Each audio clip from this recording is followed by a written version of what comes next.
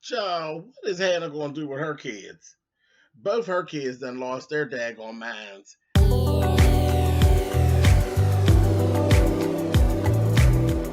And I'm like, come on through, Cookie. I'm going up on my soapbox. That's basically it. Let's talk about drag and all its forms.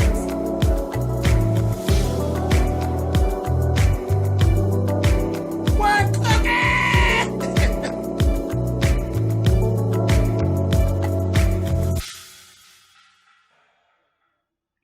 Hey guys, thanks so much for clicking on the video. This is my review for the haves and the have-nots. This is season 6, episode 31. As I said, I don't know what the hell Hannah gonna do with her kids, because both of them done gone whoop whoop. Both of them. They both crazy. Crazy as hell. Said, Lord have mercy. But before we even get to all that, Kathryn, you got your nasty ass laying up in that bed with that old nasty Broderick. And she done flipped the script and basically done told Broderick. They both think they got each other. And I'm like, this is going to be funny. She tells him, you know what, I want to do this and I'm going to do this at my own pace. And when I'm done, I'm done. Okay, Kathryn. Famous last words, girl. The way you was running around kissing that man all up in the mouth and carrying on, girl, you're already done. I thought you was better than this, Kathryn. He peeled you out of all that foundation garment, girl, and got your head spinning. I said, Then they go through their whole little thing. She's getting ready to leave. She done lost one of her earrings. So they go ahead and they find the earring. She started fussing about how nasty the little room was when he had to move the dresser, and the dresser was funky behind the dresser. I said, oh, see, you're still an employee, Broderick, but whatever. But then this foolish ass gives him a pair of 10. He says, well, give me your. She said, I'm not putting that earring back in my ear. He says, well, give me the other one. I'll go get them steamed. She's like, that's a 10-carat earring. I'll get it done, and that'll give me a reason to see you again. Who hands their trick a pair of 10-carat diamond earrings to go get cleaned? Really, Kathryn? Ridiculous. So that's why I was like, yeah, Kathryn. I thought you was on it, but he done slid it in your box and it done made you all hot and you done got real stupid. But okay, girl, whatever. This is gonna be fun to watch. Anyhow, Hannah calls her, tells her, I'm on my way. I'm working on getting to the bank and everything. As soon as Betty gets up, we're gonna get down to the bank and all that. She's like fast. She trusts Hannah, so she has no problem. Jim is on top of her with this whole "Where is she? I need my damn money. Come on, shit." Um, then she tells her, "I'm gonna bring you on down here to the hotel. I don't know if you knew I owned this hotel, but I'm gonna bring you down here and have you supervise. That'll make you some more money, and you're just gonna train them because they just nasty down here and they don't know what the fuck they doing." So she's like, "Oh, okay, cool, yeah, no problem, no problem." Kathryn get ready to leave the hotel and in the hallway runs into none other than that damn Candace. Baby, when I tell you the two of them got to calling each other bitches and whores and going back and forth and reading, I said, all right, I don't, they both, I was like, I don't know. On either side, I'd have been a smack the other person because they were just going. Because when she said it, she said, "Oh, 9, what are you doing here?" As if I didn't already know. She says it's a hotel. What do people do in hotels? She said, people do a whole lot of things in hotels, but prostitutes, yeah, that's something different. I said, okay, Kathryn. She says, yeah, always up underneath somebody. She said, yeah, just the way I was up underneath your husband. She's like, yeah, you whore. She was like, whatever you say, bitch. I was like, honey, they were really getting it at each other. I was like, oh my God. Then she told her, I don't prostitute anymore, darling. I've moved on to blackmail. It's easy to get money out of a man. You know, it's just as easy as stealing candy out of Wyatt's hand. I said, oh, no, she didn't. I said, Candace, you are a hot mess. A hot mess, honey. And they kept on with this little exchange, and then they left, honey. And Kathryn was mad. So you done lost, Kathryn, because Candace was unbothered. She left and went to her room, and you was banging on the goddamn elevator all mad. I said, yeah, she got you, bitch. She got you. And your hair looks a little disheveled, honey. You're looking a little slutty. You were looking more like a prostitute than she was at this time. But anyway, I digress. Candace gets to her room, and well, let's skip that. We'll skip that because we got to come back to that. Okay, so I'm moving too fast. Benny and Hannah um, are at the house getting ready, getting their clothes on and stuff. And Benny is now starting to talk like Candace. He's talking, well, do we have to give all the money back and this, that, and the other, and on and on and on. And Hannah's like, Benny, what are you talking about? What the hell are you talking about? We're giving all the money back. It's not our money. It's going back where it belongs. And don't start this shit. You know, and I'm like, see, bad part is Hannah for so long has put Benny on this pedestal, like Benny is so much better than Candace. But when we really get down to it, Benny is no better than Candace. Benny is just as sideways. Benny is just a street. Benny got a streak of the street in him and is always interested in a quick way to make a buck. He may not be as treacherous as Candace, but he's just as slick as Candace. He's just as sideways as Candace. You know, I don't find that Benny is no, great holy roller either. He ain't shit either.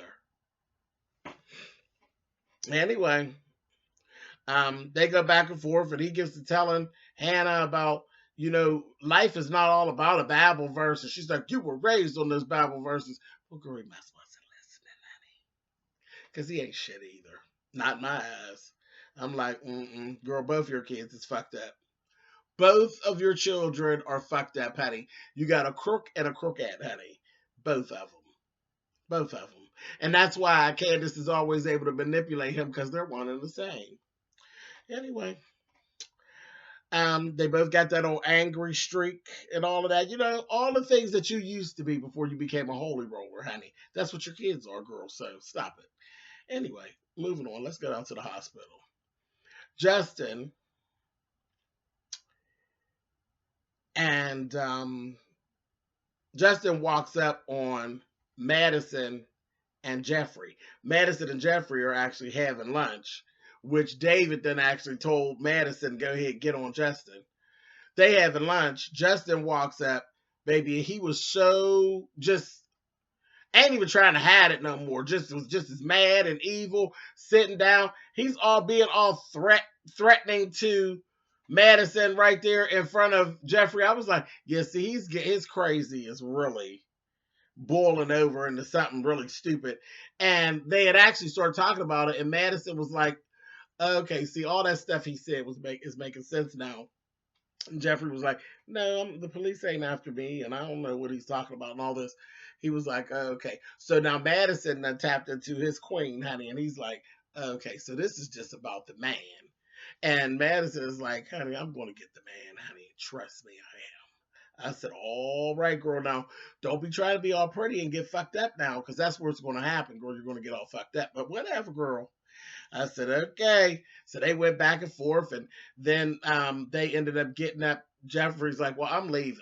And Justin's like, okay, he trying to stay there with Madison. And this was the part that worked me. When he said, I've been calling you. And he was like, what?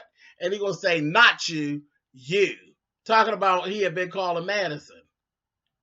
And Jeffrey's just sitting there. I'm like, oh, you two, y'all are too much. Y'all are too much. Anyway, they both get up and they leave Justin there. Justin's mad as hell. I said, he going to do something else crazy. Speaking of crazy, over at Veronica's house, she's meeting with the guy who did the bomb in the car and telling him, the FBI's on us, so I got to wait a little bit and I'm going to get you your money. He's like, yeah, I want cash, bitch. She's like, I got another job for you.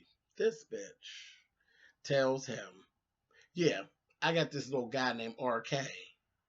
And he's going to, I want him to make my son fall in love with him. And then what I want you to do is kill RK and frame my son. And he's like, you would do that to your son? She said, I ain't trying to put my son in jail. She said, what I'm doing is just trying to get him to where I can make him do the things that I want him to do. This bitch is actually setting everything right back up to blackmail Jeffrey again. She went from that to, and she left him out there cleaning the pool, went into the house, met with this woman from this charity. Here she had jumped her ass in. She then donated some money to a girls fostering system agency, whereas the girls have actually aged out. They're 18, so they can't actually be sent really to foster homes anymore. She then eased her ass up on that to my, oh, I want to meet the girls, and maybe I can have one girl come on out and live with me and my son, and then I can pay for some college and everything for her. She's setting it up. She's getting herself another Melissa. She's getting it all set back up. I said, preying on the weak. She is vicious. Vicious, like just completely vicious. Now, somebody who is a foster child, grew up in the foster system, has aged out, still don't have their life together, got nothing going on, and you're getting ready to get further confused and ruin their life with you and Jeffrey and y'all's murderous, crazy bullshit. Girl, there's something to be said about you. You are a demon. You really are a demon. That's a mess. I was like, wow. Wow, wow, wow. Jeffrey then called Wyatt. Wyatt is trying to figure out a reason to get the fuck out of that house because these little guys are just walking all behind him. I said, now, Miss Wyatt, rather, you ought to be having the time of your life. You got two men following you around, honey. And you know how you like men following you around, honey. You just keep on telling us that you don't. But you've got two men following you around, girl. You could be having the time of your life. Anyway. So he's trying to he figures out, he's like, oh, your dad is in the hospital? He's like, yeah, oh, I want to see him. I said, junkie bitch. He said, no, you don't.